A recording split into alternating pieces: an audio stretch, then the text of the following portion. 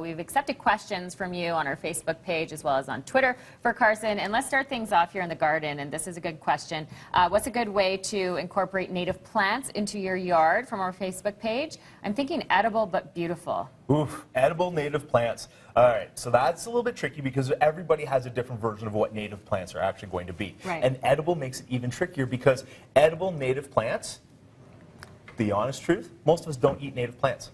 We eat vegetables that are grown in other native areas, not here in Alberta. I'm trying to think of what we would have. Sage, I guess. And dandelion roots. We're already growing those. Delicious. Yay! So the truth is, most native plants are actually spreaders. They're naturally going to spread throughout your garden. So before you start trying to incorporate native plants into your space, go to the garden center and talk to an expert in your neighborhood. Yeah. They're going to give you the best advice as to what native plants you can incorporate. However, now that I've said that, if you want edibles in your space, for sure plant vegetables right in the garden. Things like Tom Thumb tomato. Such a cute little plant, produces tomatoes, doesn't get out of control, but looks good in your space. Okay. Peppers too. Shot of color, those are awesome. Yeah, nice. Okay. And of course, the area that you live in Calgary, it's going to differ whether you're north or south. So you want to consult the expert in your neighborhood. That's a great question. And actually, I'm going to follow that up with the Ted Henley question, which has to do with dandelions. A lot of Calgarians are battling the dandelions in the lawn. Is there a way to eliminate dandelions without killing your lawn? All right, so here's the hot topic about dandelions.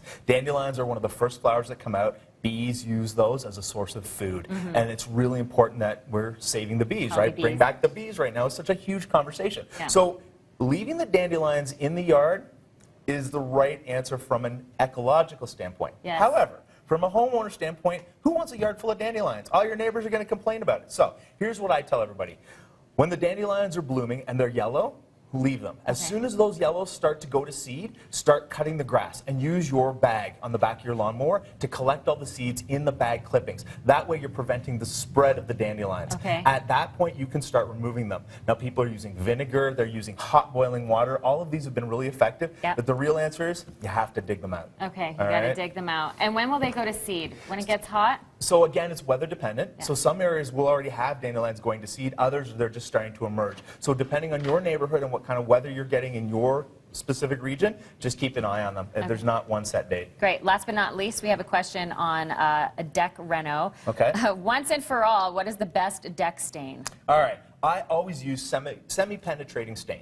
What that means is it actually soaks into the wood. I love the look of wood. I love the look of grains. So semi-transparent penetrating stain will actually show the grain through, soaks into the wood, so it'll actually show the wood at the same time, and it lasts longer. It doesn't rub off in the heat and the sun. And I know companies like Rust-Oleum have them, CIL. There's several out there. Okay. Look for semi-transparent penetrating stain. It's the best answer. Excellent. And I know you have an answer for Andrew Schultz, who has a question about his yard, his outdoor space. Andy, well, I'm not even sure if he wants to answer this because it's not grass. It's on the actual patio. It's the patio blocks, the interlocking blocks. And they've got, like, I think, a base of sand under the blocks, and there's dirt. Well, this year, ants are coming up between the blocks into forming a little bit of an anthill. So I sweep it away, thinking they'll be gone. They're not gone, and I said, I'm not going to remove my patio blocks.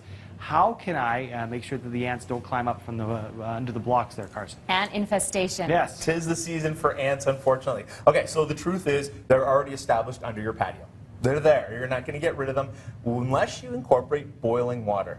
It's so inexpensive. You just pour boiling water straight on top of them, wait a couple of hours, do it again, and then you're going to backfill with something called polymeric sand. Now, polymeric sand is a binding agent that goes in between the stones. You're going to sweep it in, especially in the area that they are, do a light mist of water, just a light mist. That actually creates a binding adhesive. It seals them in. Done. Ants gone. So inexpensive. Encyclopedia of Knowledge, Carson Arthur, thank you for joining us, pleasure. answering our questions. Andy, you got that except for